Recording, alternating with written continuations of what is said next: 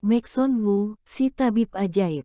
By Kikson. Bab 97, bertemu teman lama. Tiga pria tersebut melangkah ke depan, kemudian membungkuk kepada Maxon Wu, Tuan Wu. Aku tidak tahu kamu di sini, dan tidak sengaja mengusikmu, maaf. Maxon Wu tidak terlalu mengenal orang ini, karena anak buah Kenneth Zuo terlalu banyak. Dia hanya sedikit mengangguk, urusi saudaramu itu yang baik. Setelah mengatakannya dia melambaikan tangannya, tubuh Pedro Luo membeku, tiba-tiba dia dapat bergerak lagi. Kemudian dia segera berdiri, dan berkata, Tuan. Iya, orang yang baru datang langsung menamparnya, diam. Jika berbicara sekali lagi, aku akan menyembelih kamu, dan melemparnya untuk makanan ikan. Pedro Luo ketakutan dan kembali berlutut, dia bahkan tidak berani bernafas dengan keras. Dela dapat merasakan, tuannya tidak sedang hanya menaktinya, tetapi tatapan ayah seperti benar-benar ingin membunuhnya. Kemudian pria yang baru berbalik, dan tetap membungkuk, lalu berkata, Tuan Wu, orang ini buta, nanti aku akan memotong lidahnya, mohon jangan marah. Maxon Wu berkata, tidak perlu, karena kalian anak buah Kenneth Zuo, aku tidak akan perhitungan. Pergilah. Pria tersebut tetap membungkuk, lalu perlahan-lahan mundur hingga ke pintu masuk, dia baru kembali berdiri. Pria tersebut adalah anak buah Kenneth Zuo, dia tahu kehebatan Tuan Zuo. Tetapi Tuan Zuo tetap bersikap sopan pada Tuan Wu, tidak hanya karena keterampilan Tuan Wu yang mengejutkan, tetapi karena dia memanggil Tuan ketiga sebagai kakak ketiga. Dia tahu jelas, jika Maxon Wu marah, dan dia menelepon, maka Kenneth Zuo akan langsung memenggal kepalanya. Ketika melihat tuannya begitu sopan, orang yang ikut datang tidak berani angkuh lagi, mereka diam-diam pergi keluar, lalu membentuk dua barisan, dan dengan tenang berjaga di luar. Fanny Wang tercengang. Dia memegangi wajahnya dan duduk di atas lantai. Orang-orang ini kenapa begitu takut dengan pria ini? Sebenarnya dia siapa? Pedro Luo tidak memedulikan Fanny Wang lagi, dia hanya menunduk, berdiri di tempat paling jauh, dan tidak berani menatap Maxon Wu. Setelah Maxon Wu selesai belanja, dia ikut keluar, melihat mereka seperti penyambut tamu. Dia berkata, jangan mengikuti aku lagi, lakukan yang ingin kalian lakukan. Pria pemimpin melambaikan tangannya, membubarkan semua orang, lalu berkata, Tuan Wu, kami dapat membantu kamu membawa barang. Maxon Wu melambaikan tangannya, tidak perlu, bubar saja. Pria tersebut tidak berani berbicara lagi, dia segera membawa anak buahnya pergi. Ketika pergi, dia semakin merasa ketakutan, kemudian menamparkan Pedro Luo sebanyak 2 kali lagi. Dia menamparnya hingga giginya hancur, dan mulutnya dipenuhi dengan darah. Casey Lin sangat terkejut, kemudian bertanya, Kakak Maxon, kenapa mereka begitu takut deneganmu? Maxon Wu tersenyum dan berkata, aku berteman baik dengan tuan mereka. Baiklah, kita harus pergi mencari kalung lagi. Gaun ini harus dipadukan dengan kalung. Selanjutnya, dia memilihkan sepatu, jam tangan, parfum, tas, anting, gelang, dan lain-lain untuk Casey Lin. Akhirnya dia juga membawa Casey Lin untuk menata rambut. Setelah semua ini, Casey Lin berubah menjadi permata yang sangat berharga. Dia terlihat elegan, benar-benar terlihat berubah dari sebelumnya. Maxon Wu merasa puas. Kemudian tersenyum dan berkata, lumayan, menjadi lebih cantik lagi. Casey Lin terkejut dan senang, Maxon Wu begitu baik merias dirinya, apakah dia suka pada dirinya? Tetapi Maxon Wu tidak berpikir begitu banyak, melihat semuanya sudah cukup, mereka masuk ke dalam mobil untuk mengantarnya pergi ke Dragua Hotel. Dragua Hotel adalah hotel bintang 5, tempat diadakannya acara kelulusan malam ini.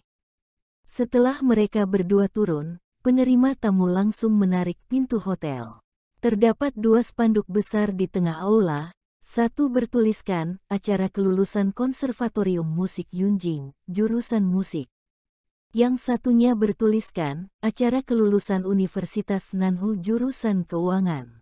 Ketika melihat spanduk kedua, Mek Son Woo sedikit terkejut, karena Universitas Nanhu adalah tempat dia kuliah. Dan jurusan keuangan adalah jurusan dia berada, bukankah ini sangat kebetulan? Dia mengantar Casey Lin ke tempat acara, lalu ingin pergi. Ketika tiba di depan pintu lift, dan pintu lift terbuka, ada seorang pria yang memakai kacamata berjalan keluar, di belakangnya ada sekumpulan pria dan wanita. Mereka bertemu, kemudian pria berkacamata terkejut sejenak, Mek Son Woo. Pria ini, bukan orang lain, dia adalah Ricky Liu selaku ketua kelas. 2 tahun tidak bertemu, dia terlihat tidak banyak berubah. Mengenai Ricky Liu, Mek Son Woo memiliki impresi yang tidak buruk padanya. Dia seseorang yang baru, dan dia memiliki hubungan yang baik dengan teman-teman. Dia sedikit tersenyum, ini aku, sudah lama tidak bertemu. Di belakang ketua kelas, ada orang-orang yang tidak terlalu ingin ditemui oleh Mek Son Woo. Mereka adalah Jaiden Lu, Ivan Zhao, lalu masih ada Seno Wang, Intersu, Laurel Sun dan lain-lain. Ketika Jaiden Lu melihat Mek Son Woo, dia terlihat sengaja memalingkan tatapannya. Kemudian Seno Wang tersenyum dingin, Mek Son Woo, apa yang kamu lakukan? Sepertinya kamu tidak mengundangmu. Mek Son Woo berkata, kamu berpikir terlalu banyak, acara kalian, aku tidak tertarik. Ricky Liu segera berkata, Seno, kita semua teman, bukankah justru bagus jika Mek Son Woo datang? Bukankah begitu Jaiden? Dalam ingatannya, Jaiden Lu dan Mek Son Woo memiliki hubungan yang baik, jadi dia baru memiliki pertanyaan ini. Selain itu, acara ini dibiayai oleh Jaiden Lee, sehingga tentu saja dia harus meminta pendapatnya. Jaiden Lu tidak menatapnya, lalu dengan nada datar berkata, kamu yang atur saja. Ricky Liu tidak menyadari keanehan pada Jaiden Lu, sehingga dia menarik Mek Son Woo dan berkata, Mek Son Woo, kamu sudah datang, lalu acara baru dimulai, kamu juga ikut saja, teman-teman sudah 2 tahun tidak bertemu denganmu. Mek Son Woo tidak tertarik, dia adalah seseorang yang dikeluarkan, jika pergi juga tidak berarti. Tetapi di saat ini, dia melihat tempat diadakannya acara tersebut, lalu terlihat lampu yang berkelap-kelip. Seketika dia menjadi tertarik, baik, aku akan ikut. Ricky Liu langsung merasa senang, kemudian dia mendorong Mek Son Woo, lalu sekumpulan orang masuk ke dalam acara pesta. Laurel Sun dan yang lainnya yang berada di belakang, ekspresinya terlihat tidak bersahabat, tetapi melihat Jaiden Lu tidak menolaknya, mereka juga tidak dapat berkata apa-apa. Acara pesta didatangi oleh 30 hingga 40 orang, dekorasi di sana meniru tempat duduk di kelas, setiap orang mendapatkan posisi duduk. Tempat duduk semua orang, semuanya sama seperti saat pertama kali masuk sekolah. Dan di saat ini, tempat duduk telah dipenuhi oleh sebagian besar orang. Kedatangan Mek Son Woo membuat banyak orang terkejut, lalu mulai berdiskusi. Bukankah itu Mek Son Woo? Dia sudah dikeluarkan, kenapa masih datang? Tidak tahu, mungkin ada yang mengundangnya. Kalian tidak tahu, dia dan Jaiden Lu berselisih, dikatakan dia meminjam uang Jaiden Lu, tetapi tidak mengembalikannya. Benarkah? Jaiden Lu juga ada-ada saja, orang seperti ini, kenapa dia berani meminjamkannya uang?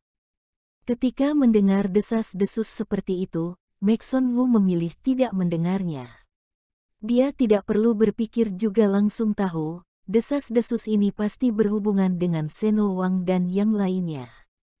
Mek Son Woo, seorang pria yang tinggi dan gemuk datang, dia menepuk bahu Mek Son Woo dengan keras, dia adalah orang yang datang menyapanya selain Rick Liu. Mata Mek Son Woo bersinar, Edwin Yang.